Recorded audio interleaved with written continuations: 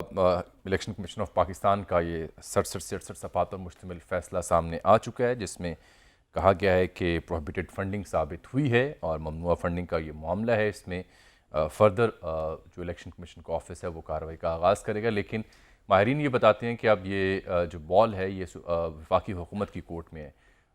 پاکستان مسلم league نون کے senior رہنما جناب حسن اقبال صاحب نے ہمیں جوائن کیا، ان سے بات کرتے ہیں۔ حسن صاحب، یہ اب وفاقی حکومت اس فیصلے کے بعد کیا اقدامات اٹھانے جا رہی ہے؟ یہ ابھی تک واضح نہیں ہو پا رہا کہ آپ کی پلاننگ کیا ہے؟ دیکھیے، سب سے پہلے تو یہ ہے کہ اس میں دو حصے ہیں۔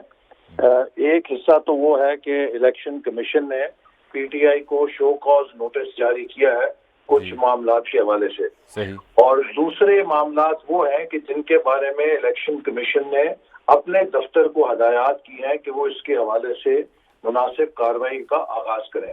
اور جب بھی کوئی ایسا مسئلہ ہوتا ہے، اور خاص طور پہ اگر وہ فورن فنڈنگ کا مسئلہ ہے، تو اس میں پھر الیکشن کمیشن کو ریفرنس بھیجنا ہوگا وفاقی حکومت کو، جو آئین کے تحت ایسے معاملات کو پھر سپریم کورٹ کی طرف ارسال کرتی ہے۔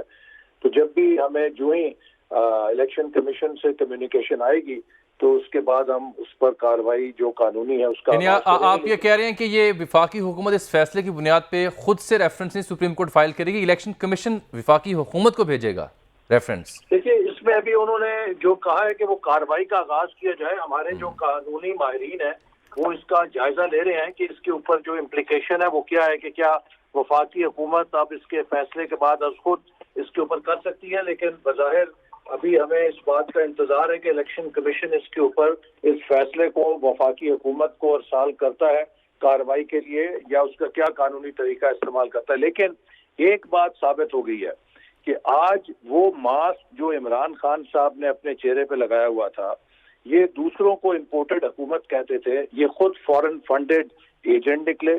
یہ دوسروں کو جھوٹا کہتے تھے، یہ خود جھوٹے ثابت ہوئے۔ یہ دوسروں کو چور کہتے تھے، یہ خود چور ثابت ہوئے۔ اور آج یہ بھی پتہ لگ گیا کہ یہ فورن فنڈنگ جو آ رہی تھی اسی کا نتیجہ ہے کہ پاکستان کے ہاتھوں سے کشمیر کا مسئلہ نکل گیا، سی پیک کا منصوبہ تباہ ہو گیا، ملک کے اندر سیاسی انتشار پیدا کیا جاتا رہا۔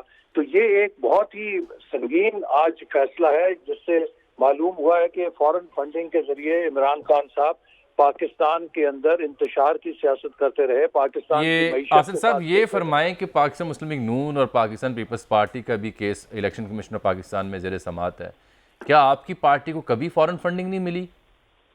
دیکھیے، ہمارے خلاف کوئی بے ضابطگی نہ ہے ریکارڈ پہ، نہ اس کی کوئی شکایت ہے۔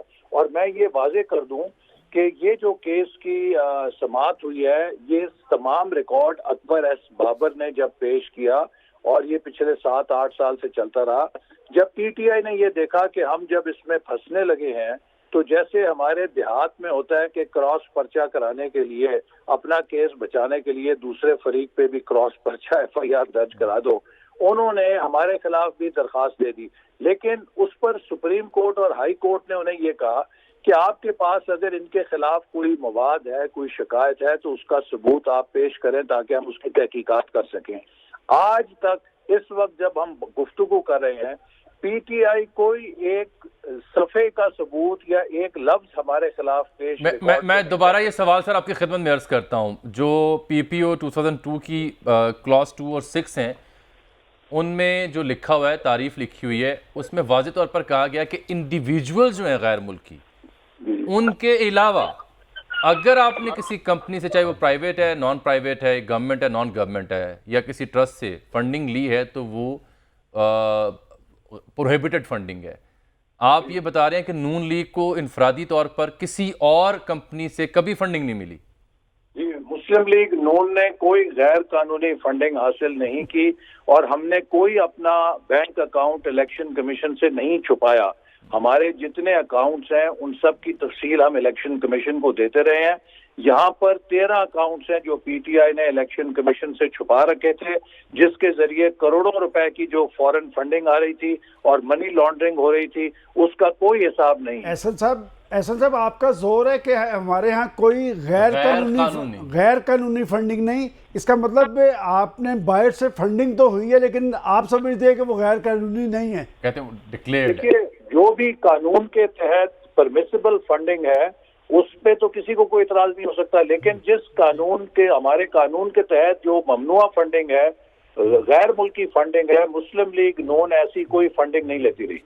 ये बहुत शुक्रिया आपका आसन इकबाल साहब। ये आज़म नज़ीर तारड़ साहब भी दस्तयाब हैं, उन्हें कॉल कीजिएगा ताकि उन्हें भी हम सुन सकें। वफाकी वज़ीर कानून है, उनसे भी बात करते हैं ताकि देखें कि कानूनी तौर पर वो क्या हिकमत अमली अडॉप्ट कर रहे हैं।